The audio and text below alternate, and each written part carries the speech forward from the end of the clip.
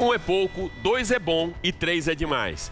Então vou seguir essa máxima para justificar a compra de um combo muito especial com 2 objetos de desejo para você colocar na garagem, ou melhor, para você colocar no hangar da sua pista de pousos e decolagens.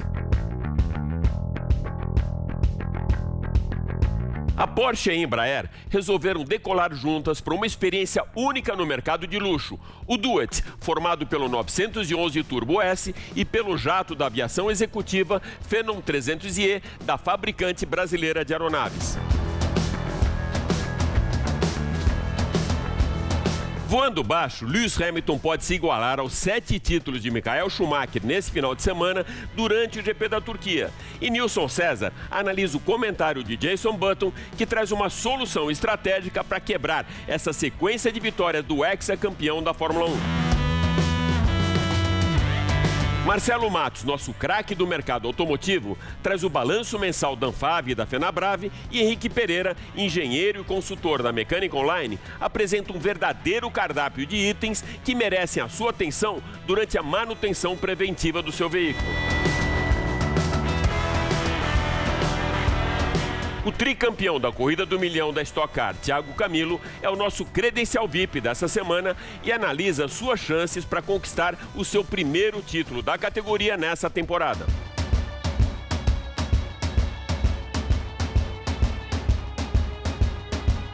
Tudo isso e muito mais, você vai acompanhar agora comigo nesses próximos 30 minutos no Máquinas na Pan, e também lembrando você que agora toda a nossa programação você pode acompanhar em vídeo pelo canal Jovem Pan News e também pela Panflix. Então se ajeita bem no cockpit e aperta os cintos, porque o Máquinas na Pan dessa semana está só começando. Máquinas da Pan. Então, para darmos a largada no programa dessa semana, nós vamos voltar 72 anos no tempo para entendermos melhor a iniciativa da Porsche de decolar um projeto milionário associando o seu super esportivo a uma aeronave da aviação executiva. Quando Ferdinand Porsche criou em 1948 o primeiro veículo a levar o seu nome, comentou que o carro só faltava voar. 72 anos depois da fabricação do Porsche 356, engenheiros e designers da marca alemã levaram o seu comentário a sério e desenvolveram um projeto que alinha o target dos clientes da Porsche com o jato da aviação executiva da Embraer.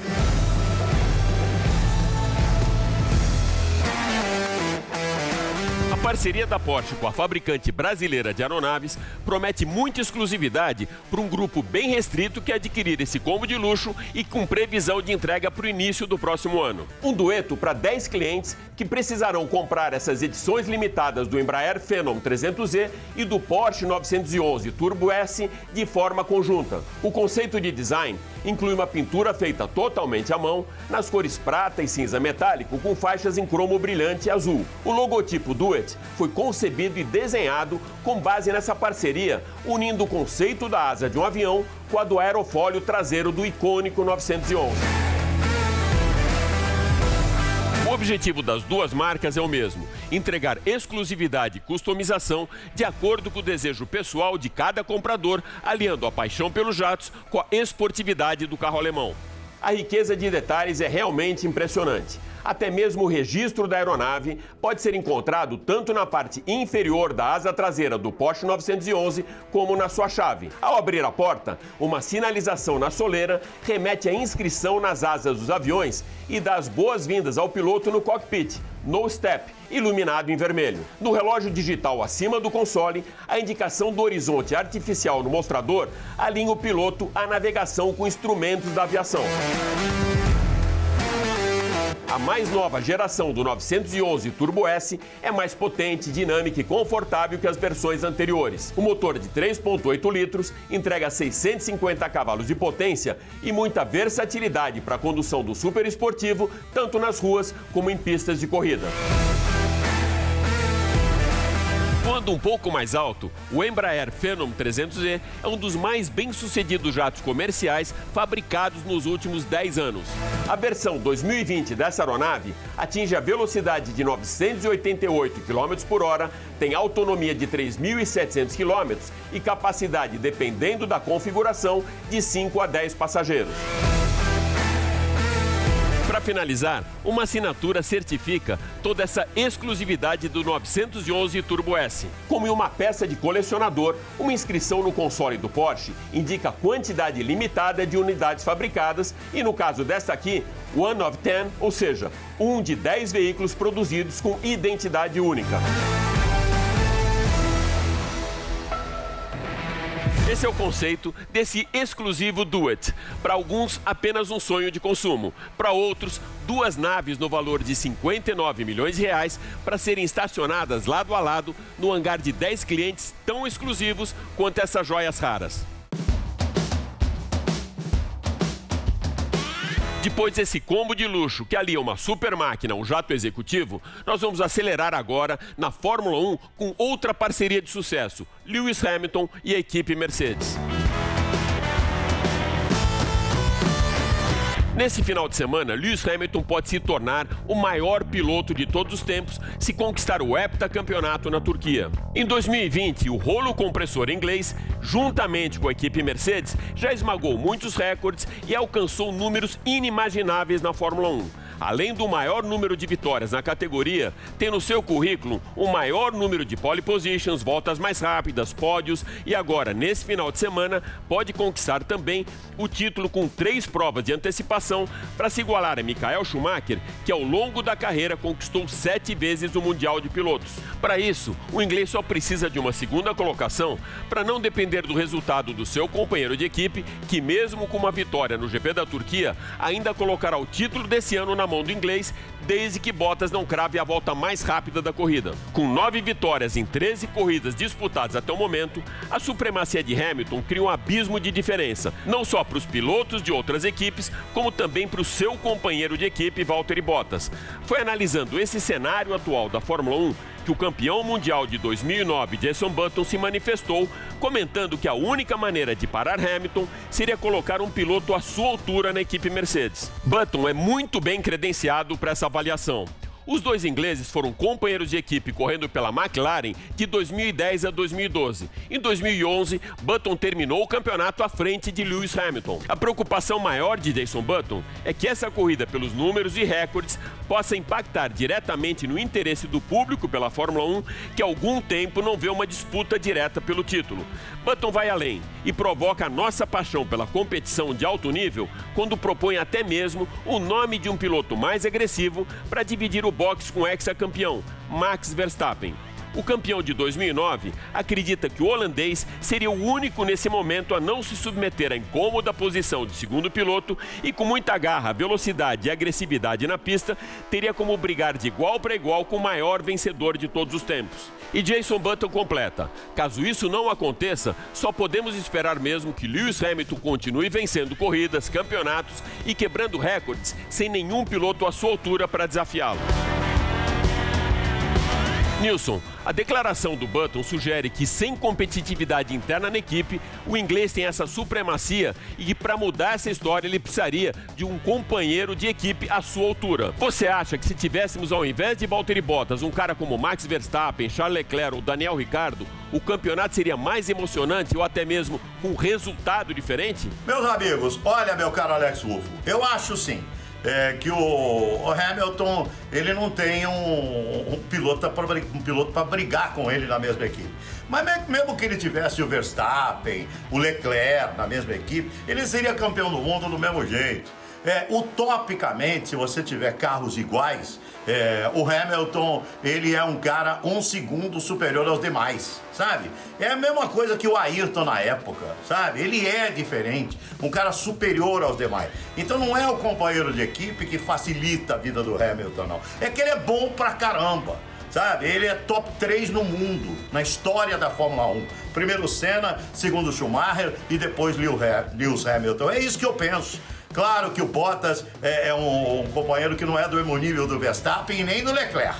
Eu acho que seria mais difícil para o Hamilton. Mas do mesmo jeito, ele ganharia o título mundial de Fórmula 1. Seria mais emocionante? Seria sim. Mas o título seria do inglês. Pode apostar. Tá falado, Alex? Vamos lá então, Nilson. Se a gente excluir o Lewis Hamilton desse pacote geral de pilotos na ponta da Fórmula 1, quem você reputa como candidato ao título depois da aposentadoria do inglês, claro? Olha, meu caro Alex, tirando o Hamilton do pacote, eu acho que o Verstappen pode ser o futuro campeão do mundo de Fórmula 1. Ele está mais pronto que o Leclerc. Ah, o Leclerc não é um grande piloto? Claro que é. Piloto extraordinário, um cara que tem tudo para ser campeão também, mas ele não tem a mesma rodagem que tem o Verstappen. Em razão disso, meu caro Alex e meus amigos da PAN, se eu tivesse que escolher, tirando o Hamilton, quem que você escolheria para ser o primeiro piloto da sua equipe? Max Verstappen. Esse cara é fera de verdade, é bota, é pé embaixo, está amadurecendo cada vez mais, né? Enquanto que talvez o Leclerc tenha um caminho um pouco maior para o seu amadurecimento. Então hoje, tirando, repito, Lewis Hamilton da Fórmula 1, para mim Max Verstappen seria um cara que teria todas as condições de ser campeão. Tá falado, meu caro Alex? Na Fórmula 1, mercado em alta para Lewis Hamilton e para a nova geração de pilotos da categoria. E na indústria automotiva? Para tirar todas essas dúvidas, nós vamos trazer aqui para a primeira fila do nosso grid, Marcelo Matos, que mensalmente cobre os balanços da Anfávia e também da Fenabrave. Marcelo, o setor automotivo acredita em plena recuperação do mercado em 2021? Alex Ruffo, a indústria automotiva recupera a produção após a paralisação das fábricas na pandemia, mas a retomada efetiva da atividade econômica ainda é incerta. Avalia o presidente da Anfávia, Associação Nacional dos Fabricantes de Veículos, Luiz Carlos Moraes. A nossa indústria é uma indústria de cadeia muito longa, como vocês conhecem. A gente tem observado uma recuperação, sim, a gente tem acompanhado. A gente sabia que ia ser o segundo trimestre muito crítico, o terceiro melhor, o quarto melhor, mas é muito difícil fazer uma previsão com relativa segurança. Esse é o desafio do setor, de fazer o planejamento quando se fala de trazer material importado, de programar os fornecedores e dar um programa firme para que eles tenham. Ou seja, a dúvida que se tem é se essa é uma recuperação que veio para ficar, né? e ela entra em 2021 com essa velocidade, ou se a gente tem uma demanda que nós estamos atendendo aqui, que era uma demanda reprimida do segundo trimestre, do terceiro trimestre. Essa é o desafio do planejamento. Todo mundo está muito atento, falando com fornecedores, falando com bancos, falando com concessionários, falando com clientes, mas é um desafio porque, para ser sincero, da mesma forma que era impossível prever o tamanho da queda no meio da pandemia, é muito difícil também, no momento atual, fazer uma previsão que nos permita fazer um planejamento de médio e longo prazo com certa precisão, né? Nós estamos ainda no momento da pandemia, lembrando que nós já temos pandemia, segunda onda nos países da Europa, com os quais a gente tem relação comercial, compra de equipamento, de material importado, sistemas, etc. Esse é um olhar atento que nós temos também. Até agora, o setor deixou de fabricar 700 mil veículos pela pandemia. Outubro apresentou crescimento na produção de 7,5%, 236 mil carros comerciais leves, caminhões e ônibus, sobre setembro. Na comparação com o mesmo mês do ano passado, o volume ainda 18% inferior. O presidente da Anfávia, Luiz Carlos Moraes, destaca que as marcas discutem o aumento da produtividade em meio à falta de componentes e preços mais caros nas matérias-primas. A gente, para fazer um terceiro turno, é uma decisão que você tem que ter uma certeza de que a demanda é permanente, que ela veio para ficar. Enquanto você tem essa certeza, você tenta usar essas ferramentas adicionais para poder cobrir isso aí. E o monitoramento, que eu chamamos de monitoramento real-time da cadeia logística e suprimentos, para poder mitigar os riscos, né, de falta de insumos e as consequências disso na diminuição da produção, seja para o mercado interno, seja para a exportação. Então esses são os grandes desafios. A indústria é resiliente, ela continua tentando atender. Vocês estão vendo que a gente está voltando ao ritmo, mas existem essas dúvidas. Então esses desafios são alguns desafios que a gente resumidamente colocou nesse slide e ações que a gente está trabalhando. E esse monitoramento, eu queria reforçar o trabalho muito forte das áreas de logística, a área de compras, para poder monitorar isso peça a peça, item a item, importados também, né? Temos também problemas com material importado, para poder mitigar e atender de melhor forma possível a demanda que a gente está percebendo que pode acontecer nesse mês, no próximo mês. As vendas cresceram 3,5% em outubro sobre setembro. É a sexta alta consecutiva e o melhor desempenho em 2020, com 215 mil veículos. O diretor executivo da FenaBrave, a Federação das Concessionárias, lembra que os emplacamentos são 15% inferiores a outubro de 2019. Marcelo Franciulli analisa a reação e confiança do consumidor. O mês de outubro é, até o momento, o que registra o recorde do ano. Isso reforça a nossa expectativa de retomada para o mercado de autos e comerciais leves. Notamos que os clientes estão mais confiantes e tomando a decisão de compra, que é facilitada pela maior oferta de crédito. Outubro foi o melhor mês de 2020 e, ao mesmo tempo, pior desde 2017. No acumulado do ano, o recuo é de 30% sobre os 2.283.000 veículos do mesmo período de 2019. Do craque do mercado, Marcelo Matos, vamos fazer agora uma ligação direta com o consultor e engenheiro da indústria automotiva, Henrique Pereira, que traz sempre aqui no Máquinas na Pan dicas muito importantes para você cuidar da melhor maneira do seu veículo. O que você preparou para a gente hoje, meu amigo? Alex, vamos falar sobre os cuidados com os carros, itens de manutenção, itens de atenção e o que não se deve fazer. Com relação à manutenção do seu carro, acho que o primeiro item que se destaca são os pneus. Você deve fazer o alinhamento e balanceamento. Isso ocorre a cada 20 mil quilômetros, mais ou menos. O óleo lubrificante é muito importante e já tivemos um programa só sobre ele, mas é bom lembrar, ele deve ser trocado de acordo com o modelo do seu carro, fabricante, ano de produção. Nesse momento deve-se trocar também os filtros de ar, de óleo e de combustível. E aproveita, dá uma olhada no filtro de cabine, do ar-condicionado. Esse pode ser trocado a cada 2 trocas de todo o outro conjunto. Os fluidos do carro, como direção hidráulica, freio e arrefecimento, devem ser verificados e somente completados. A troca desses fluidos só deve ocorrer se houver um problema, como por exemplo um sistema de arrefecimento com oxidação, você faz a troca completa do líquido. As correias do motor, poli-V, dentada, devem ser trocadas de acordo com o manual e variam de carro a carro desde os 50 aos 150 mil quilômetros. Consulte o manual do seu carro e efetue a troca das correias no prazo determinado.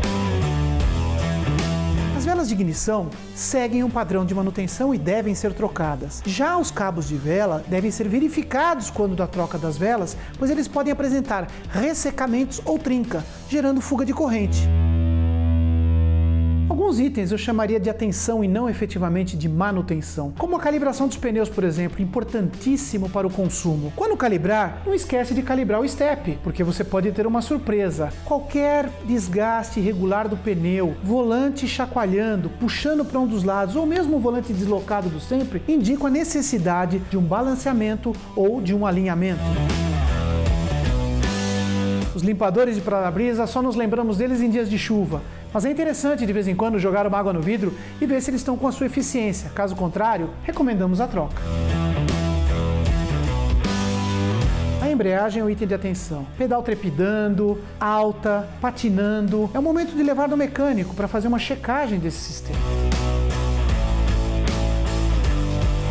Muita atenção ao sistema de iluminação, principalmente as lâmpadas traseiras de freio que a gente não tem acesso. Pede para alguém ajudar a checar elas todas. É importante ter todo o sistema funcionando. Também a bateria. Geralmente tem um prazo de 3, 4 anos de validade, mas quando chegar nesse prazo e você tiver algum probleminha na partida, é bom checar. Melhor trocar a bateria antecipadamente do que ficar na rua.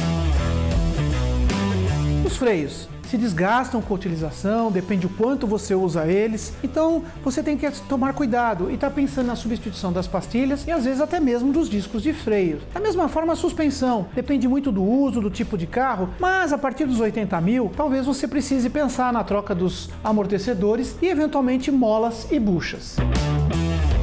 O sistema de escapamento leva os gases do motor para a traseira do carro. Deve ser verificado, pois pode ocorrer algum vazamento. Já muitas empresas querem trocar o catalisador e, teoricamente, ele tem a vida do carro. A não ser que derreta, tome uma batida, quebre, ele não precisa ser trocado. Mas existe um mercado de compra de catalisadores usados, pois aqui dentro tem metais nobres e essas empresas tiram os metais para fazer a revenda.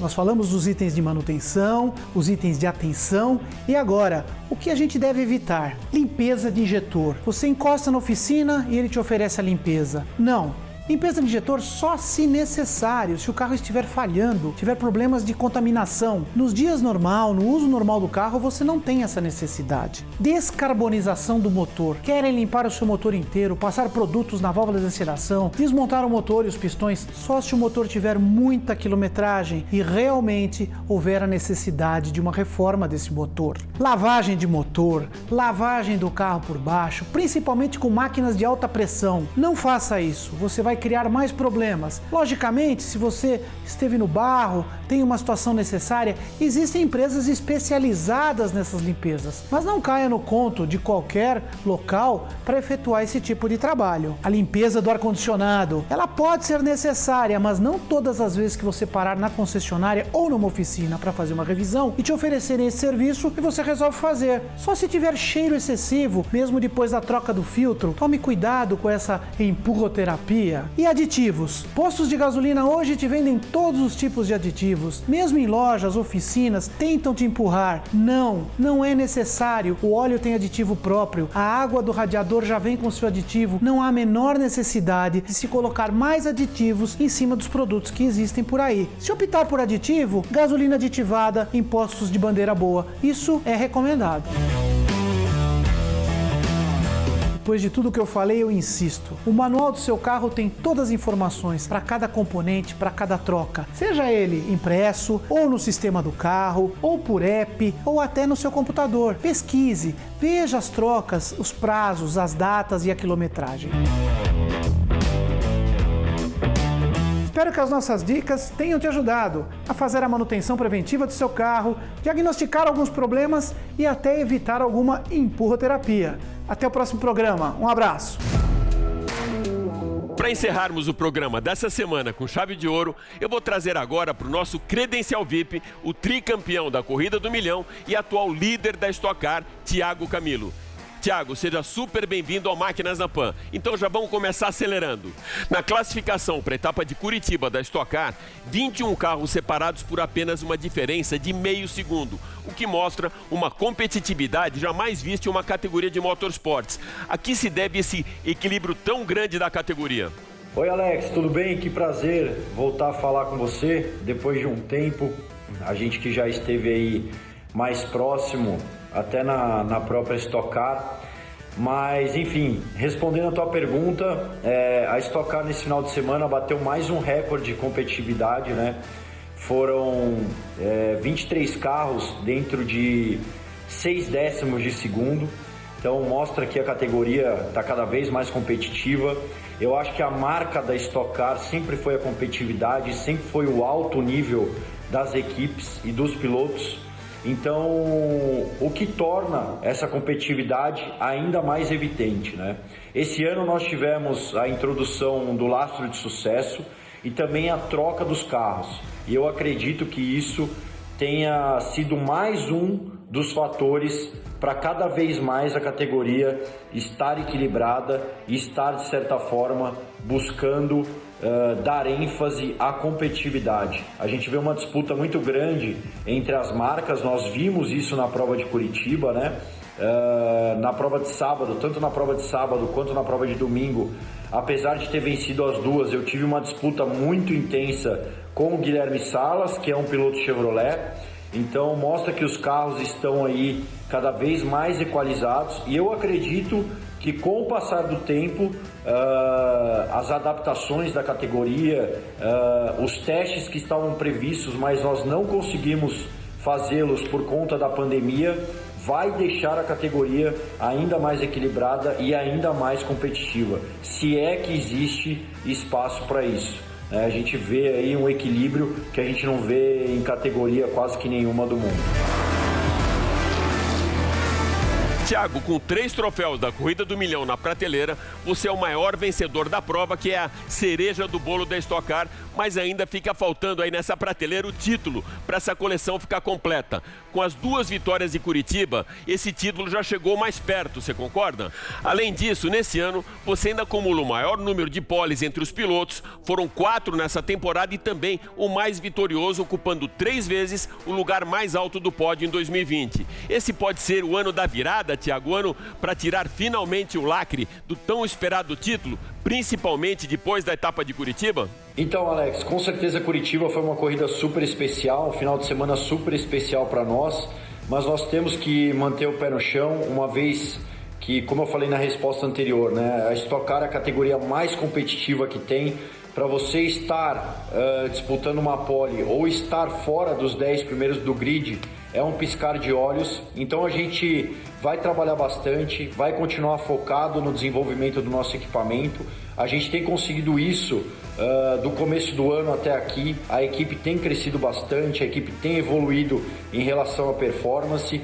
E como eu falei, Curitiba foi um final de semana super especial, mas não é um final de semana normal em termos de pontuação de se acontecer.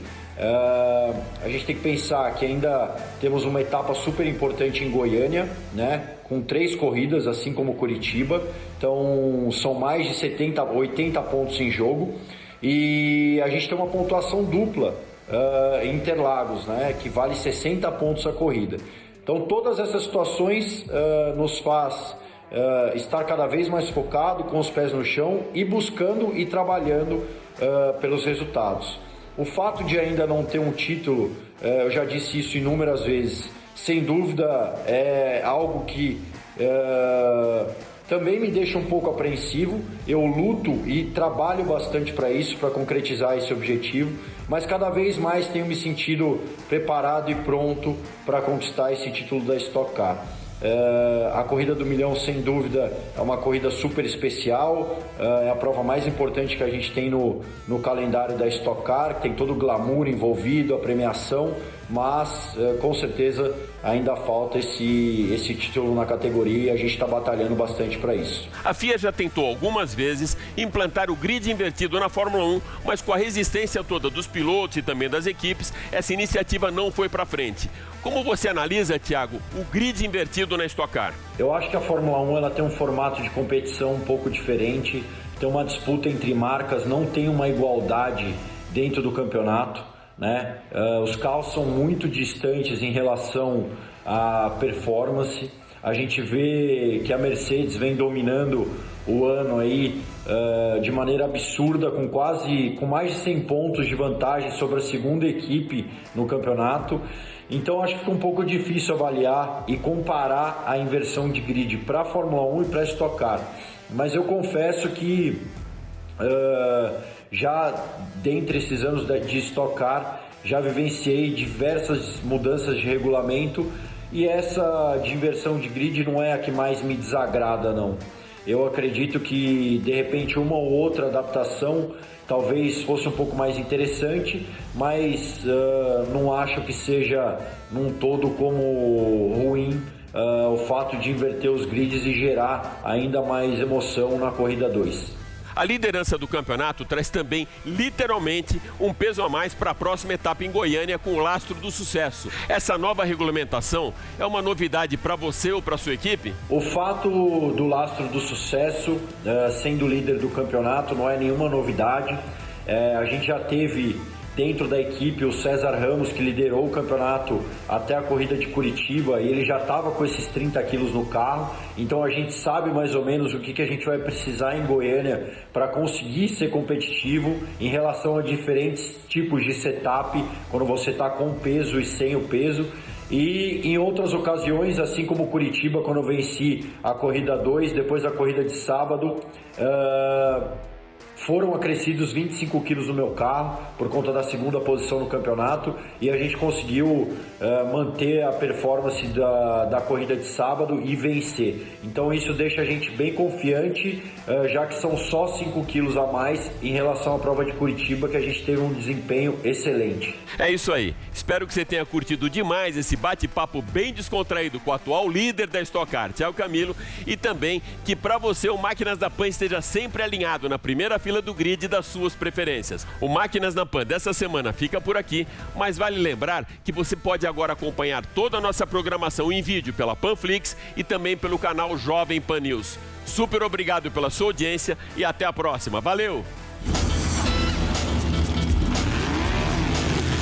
Máquinas da Pan.